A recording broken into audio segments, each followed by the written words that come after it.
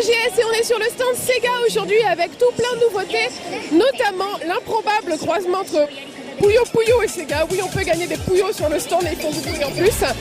Mais il n'y a pas que ça, on va aller voir ça tout de suite.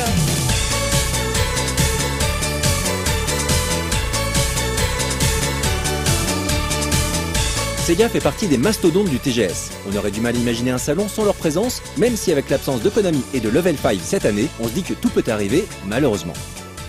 Cette année encore, l'accent était mis sur les séries Yakuza, Phantasy Star Online et Project Diva, mais on pouvait trouver de nombreux autres titres. Tout d'abord, qui dit Sega dit forcément Sonic, avec cette année Sonic Lost World sur 3DS et Wii U. Dans ce titre, dont nous vous avions déjà parlé lors de l'E3, on contrôle Sonic à la fois de profil et de dos dans des environnements en 3D. La particularité, c'est que la topographie des niveaux est surtout constituée de tubes et de sphères, ce qui rappelle fortement Sonic Extreme ou alors Super Mario Galaxy en plus speed. Parmi les nombreuses nouveautés, un deuxième joueur pourra venir en renfort pour déclencher des bonus à certains moments via la mablette de la Wii U dans le mode solo, mais aussi affronter le premier joueur dans le mode Sonic Simulator. La version 3DS, quant à elle, propose un gameplay tout en 3D, chose rare pour un Sonic sur console portable, et permettra de jouer en multi jusqu'à 4 en interaction avec la Wii U. Autre série historique de Sega, Puyo Puyo, était également présent avec un tout nouvel épisode en forme de crossover entre Puyo Puyo et Tetris. ぷよぷよと、テトリスが対戦するゲームなんですけれども、ぷよぷよとぷよぷよテトリスとテトリスもできるんですけど、ぷよぷよテトリスで違うゲームのルールでアクションパズルで対戦するっていうのが特徴になってます。日本でぷよぷよもテトリスもすごい人気で、昔やったことある人もたくさんいるんですけど、ぷよぷよが得意でテトリスが得意じゃないと、逆のパターンもあると思うんですけど、ぷよぷよが得意な人がテトリスなら負けないのにって、負けた時に言うことがあると思うんですけど、それ実際に形にしたっていう、すごい単純な形の発想になってます。ぷよぷよテトリスも結構シンプルなゲームで、でもその連鎖の爽快感だったりラインをいっぱい消すっていう楽しさっていうのがあると思うんで、どっちもアクションパズル全体、日本だけじゃなくて世界中で盛り上がってもらえると嬉しいなと思ってます。 La longue série de RPG Phantasy Star connaît un très grand succès au Japon avec Phantasy Star Online 2, disponible sur PC et PS Vita et sa version iOS Android. Ce MMORPG gratuit est sorti l'an dernier sur PC au Japon et en début d'année sur PS Vita. Un nouveau titre vient d'être annoncé sur PS Vita, Phantasy Star Nova, qui sera développé par le mythique studio Tri-S. Il met en scène les rescapés d'un crash de vaisseau tentant de survivre sur une planète inconnue. Le jeu s'axe davantage sur l'histoire que le jeu en ligne et proposera un gameplay de 1 à 4 joueurs, orienté combat contre des monstres géants. Les nouveaux titres de la série Project Diva étaient aussi très attendus par les visiteurs. Tout d'abord, on pouvait essayer Hatsune Miku Project Diva F Second qui sortira sur PS3 et PS Vita. Il s'agit à la base d'un rhythm game sur borne d'arcade où l'on peut jouer au rythme de nombreux tubes chantés par Hatsune Miku ou d'autres vocaloïdes. La série a très bien marché en arcade avant d'être adaptée avec succès sur PSP et elle s'attaque désormais à la PS Vita. On pourra jouer sur de nouvelles chansons, mais surtout profiter d'animations encore plus travaillées pour rendre Miku la plus mignonne et angélique possible, selon les dires du réalisateur du jeu.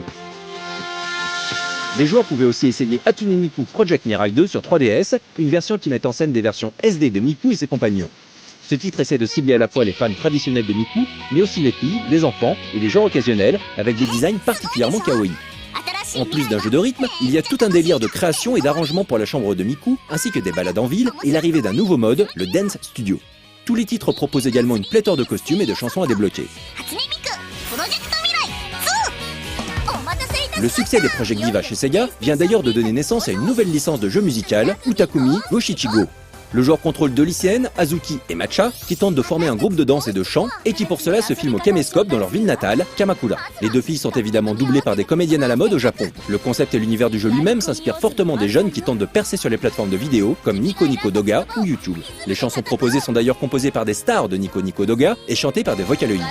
Le gameplay allie à la fois des éléments de jeu de rythme, mais aussi de puzzle game utilisant des mots, le but étant évidemment d'obtenir la meilleure performance scénique et vocale des demoiselles. A noter qu'une appli sera également disponible sur iOS avec des fonctions légèrement différentes. Parmi les nouvelles licences, on pouvait aussi essayer Hello Bank, un action RPG complètement foufou réalisé conjointement avec le magazine de manga Colo Colo Comics pour les enfants. Ce jeu, qui fait immédiatement penser à un titre Level 5, met en scène Kaito, un écolier qui se retrouve avec une dette de 10 milliards de yens et qui devra combattre pour la justice. On est sur le stand Sega qui propose pas mal de jeux de licence connus comme Sonic, etc. Mais il y a un nouveau jeu qui sortira sur 3DS, c'est un RPG ciblé pour les enfants qui s'appelle Hero Bank. Oui, Dans cette époque de crise économique, on sort un jeune garçon qui se retrouve avec une dette inimaginable et qui va devoir faire des sortes de combats de robots ou quoi dans une arène. Et tout est sur le thème de l'argent. Alors ça a l'air d'être un RPG assez, truc en 3D assez classique. Donc on parle avec ses amis. Il va falloir se faire une équipe de héros et les recruter. Donc déjà, il va falloir gérer combien d'argent il nous reste pour pouvoir recruter des héros ou pas. Comme but, on me demande de sortir de la salle de classe. La sortie est ici. Voilà, j'ai réussi à sortir de la salle de classe, c'est fabuleux. Et donc là, phase de baston. Ah, avec des super cinématiques. Et donc là, j'ai mon super truc qui me transforme. Et vous allez voir, ça va être un yen géant. Alors, est-ce qu'il y a le mec qui se bat avec l'euro? Est-ce qu'il y a le dollar? Est-ce qu'il y a la bourse? Est-ce qu'il y a les taux de change? Je sais pas. Mais voilà, vous voyez, il y a un yen là-dessus. Et il y a des pièces, des billets qui tombent. On comprend pas. On me dit voilà l'argent que j'ai pour me battre. Et c'est tout avec du vocabulaire genre la dette, le machin, l'épée, ce qui s'est passé dans la tête des développeurs pour faire ça, je sais pas trop. J'ai envie de dire pourquoi, je comprends pas. Et le truc rigolo, c'est que l'objet qu'on gagne, c'est une boîte de Kleenex en forme de billets de, non pas 10 000 yens, qui est le plus gros billet existant au Japon, mais de billets de 100 000 yens. Pourquoi? Voilà, c'était Silo Bank. Un petit peu le jeu What the Fuck sur le stand de Sega cette année. Sur le stand, on pouvait aussi essayer des jeux développés par d'autres studios, mais distribués par Sega. Tout d'abord, Formula One 2013 de Codemasters sur PS3 et 360. Toujours plus réaliste, que ce soit dans les graphismes ou les bruitages, le titre s'oriente vers une approche technique très poussée, réservée à une frange de fans spécialistes. 2 épisodes de Phantom Breaker de 5PB étaient également jouables, Phantom Breaker Extra sur PS3 et 360, ainsi que Phantom Breaker Battlegrounds sur Vita. Ce jeu de combat rassemble des personnages des jeux 5PB, essentiellement des filles, comme Makise Coulisseux de Steins Gate. Il sera également possible de combattre online. Les plus purs des RPG otaku ont pu trouver leur compte avec Fairy Fencer F de Compile Art.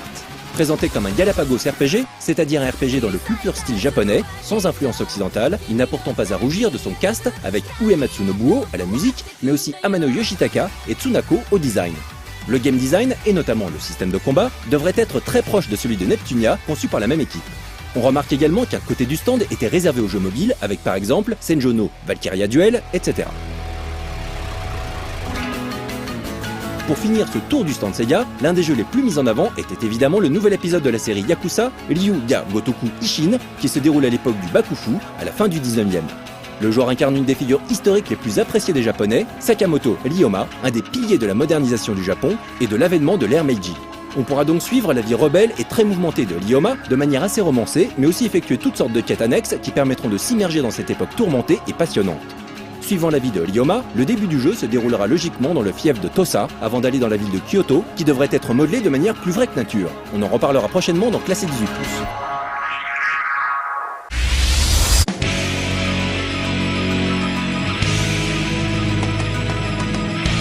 Sur le stand Arc System Works, la star était évidemment BlazBlue Chrono Phantasma, la suite directe de Continuum Shift.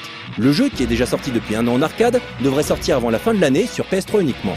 Avec ses sprites toujours superbement animés et son ambiance survoltée, le titre profitera d'un nouveau personnage jouable, Kokonoe, une femme chat scientifique aux cheveux roses qui devrait utiliser des attaques basées sur la magie et divers outils.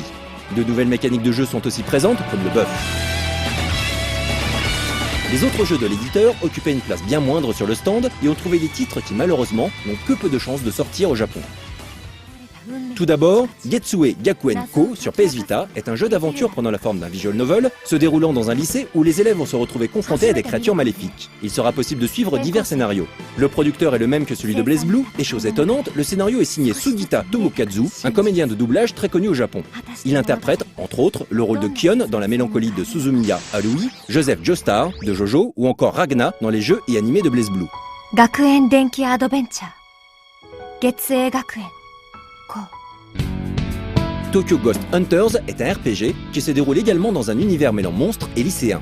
Le tout se déroule dans un Tokyo très réaliste. Les héros se retrouvent confrontés aux esprits des gens décédés et devront mener l'enquête et combattre les monstres dans des phases de RPG. Il faudra enquêter à l'aide des différents camarades du club des sciences occultes du lycée. Seizo no Amazones est un dungeon RPG dans le plus pur style otaku, avec des protagonistes uniquement féminins, court vêtus et surtout armés jusqu'aux dents. L'histoire se déroule dans un système solaire dont les planètes sont utilisées comme prison, mais surtout où le genre masculin a disparu. L'héroïne, Gantai, va tout essayer pour s'évader avec ses camarades, et il faudra les toucher avec le stylet pendant certaines séquences où elle semble très troublée pour localiser des points spéciaux. Mouais. Toujours sur 3DS, Sword and Darkness est un action RPG en 2D à l'ambiance rétro. Le jeu utilise un scrolling horizontal et rappelle fortement les anciens RPG sur Sega Saturn. Le joueur incarne un chevalier qui devra lever le secret de la malédiction qui a frappé son royaume. Les combats sont assez difficiles et il faudra bien utiliser sa garde pour parer les coups ennemis plutôt que de foncer dans le tas. Damascus Gear Tokyo Shisen est lui aussi un RPG où le joueur contrôle des robots qui s'affrontent dans une ville de Tokyo détruite après la 4e guerre mondiale. Il sera possible de customiser ces robots pour mener à bien les différentes missions et l'on sera épaulé par divers alliés comme dans un Front Mission. Cette année est décidément riche en RPG avec aussi Fantasy Hero Unsung Legacy, un action RPG en 3D sur PS Vita. Il sera possible de choisir entre différents personnages, tous dotés d'une épée ou d'une arme tranchante pour se défaire des ennemis de la carte. À part les RPG, on pouvait trouver un énième jeu de Mahjong, plus ou moins sexy, mais aussi Magical Beat, un titre étrange, mêlant puzzle et jeu de rythme sur des musiques de Nico Nico Doga. アークシステムワークスの、マジカルビートの担当の庄司と申します。マジカルビートはですね、音楽ゲームと、落ち物ゲームのパズル要素を組み合わせたゲーム内容となっております。もともとそうですね、アーケードゲームで、人気があったんですけど、もっとより多くのユーザーさんに遊んでいただきたいなと思いまして、手軽にできる携帯ゲームということで、プレイステーションビーターで、開発することになりました。見た目はとても可愛らしくてポップな感じでドット絵の特徴がありまして馴染みやすいかなと思いますので、そうですね、音楽面はですね、日本の、ニコニコ動画というサイトの有名な方が作曲した、曲をメインに使っておりまして、とてもこう耳に残りやすいいい曲になっております、はい。フランスの方々にも、ぜひこちらをプレイしていただいて、言語とかわからなくても気軽にプレイできると思いますので、ぜひ遊んでいただけたらなと思います。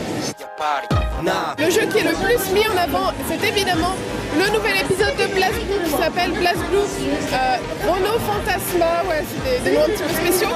Et alors, attendez, c'est magnifique, il y a un coin spécial pour que la presse puisse jouer et regarder les sticks arcade, ils sont absolument magnifiques. Avec, regardez, vous voyez, c'est en SD comme ça, il y a des dessins, des versions SD, et là même à côté. Alors, je tiens à vous avertir avant, je suis extrêmement nulle, donc, désolé, voilà.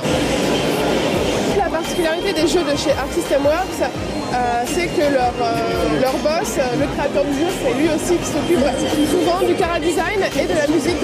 Voilà, le pixel art, les persos sont absolument magnifiques. Le jeu sort sur PS3 en arcade. Ça devrait sortir, je pense, en Europe parce que tous les BlazBlue sortent en Europe. C'est juste que ça prend un petit peu de temps parce qu'il est pour localiser après. Je suis désolée pour cette piètre performance, même si j'ai gagné en appuyant sur les boutons. Vous pouvez voir voilà, que c'est toujours aussi joli. Ce qu'on attend aussi, c'est le fameux nouvel épisode de Guilty Gear avec ces images, on sait, le shading hallucinante comme du dessin animé. Voilà. En tout cas, vous réentendrez sûrement parler de BlazBlue sur le live.